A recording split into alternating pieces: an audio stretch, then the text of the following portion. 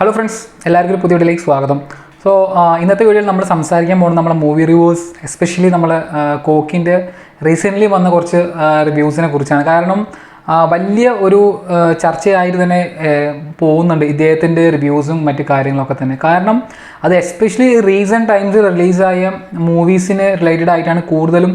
ഇപ്പോൾ ഏതൊരു മൂവിയുടെ ഒരു എന്താ പറയുക, ഒരു ഇൻ്റർവ്യൂസിലോ അല്ലെങ്കിൽ ഒരു പ്രസ് മീറ്റിലോ ഒക്കെ തന്നെ ഇദ്ദേഹത്തിൻ്റെ പേര് ഉയർന്നു വരുന്നുണ്ട്. കാരണം ഇദ്ദേഹം കഴിഞ്ഞ ഇപ്പം ഫോർ എക്സാമ്പിൾ നമുക്ക് പ്രിൻസ് ആൻഡ് ഫാമിലി, നരിവേട്ട, അതുപോലെ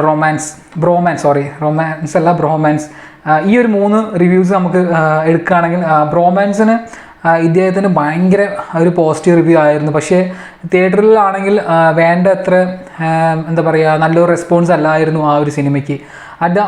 അതർ സൈഡ് വന്നിട്ട് നമ്മൾ പ്രിൻസ് ആൻഡ് ഫാമിലി ആണെങ്കിലും ഇപ്പോൾ കഴിഞ്ഞ ദിവസം റിലീസായി നമ്മൾ നരിവേട്ട ആണെങ്കിലും ഒക്കെ തന്നെ നല്ല ഒരു പോസിറ്റീവ് റെസ്പോൺസ് ആണ് ഓഡിയൻസിൻ്റെ ഭാഗത്തു നിന്നൊക്കെ കിട്ടുന്നത്. പക്ഷേ ഇദ്ദേഹത്തിൻ്റെ റിവ്യൂ എടുത്ത് നോക്കുകയാണെങ്കിലും എന്താ പറയുക, ഭയങ്കര എന്താ പറയുക, അദ്ദേഹത്തിന് പേഴ്സണലി ഒട്ടും തന്നെ കണക്റ്റ് ആവാത്തൊരു മൂവിയാണ്. അല്ലെങ്കിൽ പഴയത് തന്നെയാണ് തിരിച്ചും അരച്ച് എടുത്തുകൊണ്ടിരിക്കുന്നത്. അങ്ങനെ വളരെ ഒരു രീതിയിലാണ് അദ്ദേഹം റിവ്യൂസൊക്കെ അദ്ദേഹത്തിൻ്റെ ചാനലിലൂടെ കൊടുത്തിരുന്നതൊക്കെ. സോ അതുകൊണ്ട് തന്നെയാണ്, കാരണം പ്രേക്ഷകർ ഒട്ടുമൊത്തം ഇഷ്ടപ്പെടുന്ന ഒരു മൂവി ആയിട്ട് പോലും അദ്ദേഹത്തിന് അത് പേഴ്സണലി കണക്റ്റ് ആവുന്നില്ല എന്നാണ് പറയുന്നത്. പക്ഷേ മുമ്പൊക്കെ ഇത്തരം റിവ്യൂസ് വരുന്നുണ്ടെങ്കിൽ പോലും അത് വലിയ രീതിയിൽ അങ്ങനെ, അതായത് അദ്ദേഹത്തിന് ഇഷ്ടപ്പെടുന്നവർ വലിയ രീതിയിൽ ആഘോഷിക്കാറുണ്ടെങ്കിൽ പോലും അദ്ദേഹത്തിനെതിരെ അങ്ങനെ അധികം ഒന്നും പറഞ്ഞ് കേൾക്കാറില്ല. പക്ഷേ ഇപ്പോൾ റീസെൻറ്റ് ടൈംസിൽ അദ്ദേഹത്തിൻ്റെ റിവ്യൂസിലൊക്കെ ഇത്തരം നെഗറ്റീവ്സ് വരുമ്പോൾ അതിനെതിരെ ഒരുപാട് അദ്ദേഹത്തിൻ്റെ വീഡിയോസ് കാണുന്നവർ പോലും ഒരുപാട് എഗെയിൻസ്റ്റ് ആയിട്ട്, അല്ലെങ്കിൽ അത് മൂവി നല്ലൊരു മൂവിയാണ് എന്നുള്ളൊരു ഓപ്പോസിറ്റ് ഒപ്പീനിയൻ പങ്കുവെക്കുന്നത് പോലെ എനിക്ക് പേഴ്സണലി തോന്നി.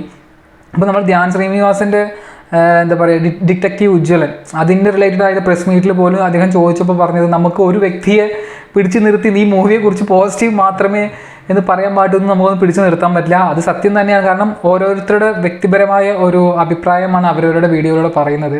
പക്ഷേ ആ പറയുന്നത് നമ്മൾ വലിയ രീതിയിൽ അങ്ങോട്ട് അടിച്ചമർത്താതെ, അപ്പോൾ അദ്ദേഹത്തിന് പേഴ്സണലി കണക്റ്റ് ആയില്ലെങ്കിൽ പോലും ബാക്കി 90% അല്ലെങ്കിൽ 95% പീപ്പിൾ ആ ഒരു സിനിമയെ ഒരുപാട് എന്താ പറയുക ആഘോഷിക്കുന്നുണ്ട്. ഫോർ എക്സാമ്പിൾ പ്രിൻസ് ആൻഡ് ഫാമിലിയിൽ ഒരു സംഭവം തന്നെ ലിസ്റ്റിൻ സ്റ്റീഫൻ പറഞ്ഞിരുന്നു. അതായത് നമ്മളെ കോക്കിനോട് സംസാരിച്ചപ്പോൾ, അതായത് തിയേറ്ററിൽ എല്ലാവരും പൊട്ടിച്ചിരിക്കുകയായിരുന്നു, പക്ഷേ എനിക്ക് ഒട്ടും കണക്റ്റ് ആയില്ല എന്ന് അദ്ദേഹം തന്നെ സമ്മതിച്ചു എന്നൊക്കെ പറയുമ്പോൾ.